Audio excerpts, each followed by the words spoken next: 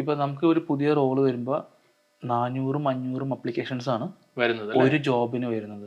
അപ്പൊ 500 അപ്ലിക്കേഷൻ എന്ന് ചോദിക്കാൻ ഇമാജിൻ. അപ്പൊ പിന്നെ അപ്പൊ അതിന് നമ്മൾ ഫിൽട്ടർ ചെയ്ത് വരുമ്പോൾ അതിൽ നിന്ന് 10 പേരാവണമെങ്കിൽ ഇറ്റ് ഡിമാൻഡ്സ് ആ ഒരു ക്വാളിറ്റിയുള്ള അപ്ലിക്കേഷൻ വേണം.